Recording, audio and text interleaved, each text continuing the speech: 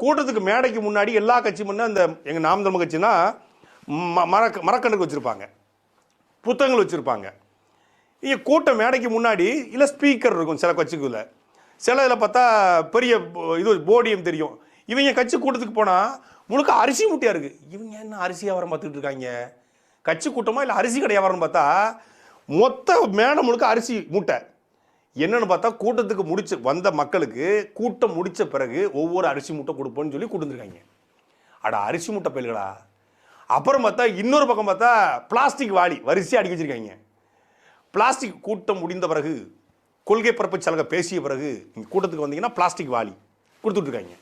இந்த ஈஸியார் பக்கம் ஒரு பையன் இருக்கான், இந்த விஜய் படத்தையும் விஜயோட மனைவி படத்தையும் கையில் பச்சை குத்திருக்கான். அந்த பையன் உண்மை என்னன்னு தெரியாமல் எதுன்னு தெரியாமல் இங்கே ஒரு பூடம் தெரியாமல் சாமி ஆடுறம்பாங்க.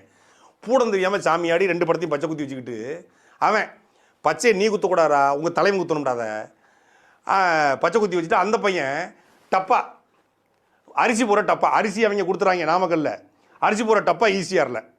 அப்புறம் அரிசியை கொண்டு போய் தூக்கிட்டு போகிறதுக்கு பிளாஸ்டிக் வாளி கரூரில். நல்லா இருக்கடா கட்சி. இந்த மாதிரி பிளாஸ்டிக் வாளி, அரிசி மூட்டை, டப்பா. அந்த பக்கம் இந்த ஐஆர்எஸ் ஒருத்தர் இருக்காப்புல, அவரெல்லாம் எப்படி படித்து ஐஆர்எஸ் ஆனாரா இல்லை பண்ணி மேய்ச்சி ஐஆர்எஸ் ஆனாரான்னு தெரியல. அவர் சாப்பிட்ற தட்டு அரிசியை ஒருத்தன் கொடுத்துட்றான், சட்டியை ஒருத்தன் கொடுத்துட்றான், பிளாஸ்டிக் வாளியை ஒருத்தன் கொடுத்துட்றான். சோத்தை போட்டு திங்கணும்ல, அதுக்கு டம்ளர் நாமக்கல்ல, தட்டு நாமக்கல்ல. அவர் உருவப்படத்தை வரைஞ்சி அருண்ராஜ் ஐஆர்எஸ் அப்படின்னு அவர் போட்டு திருச்செங்கோடு முழுக்க அவர் தட்டு கொடுத்துட்டு இருக்காப்புல. இப்போ ஸ்டவ் எங்கடா கொடுப்பீங்க? திருநெல்வேலியில் கொடுப்பீங்களாடா?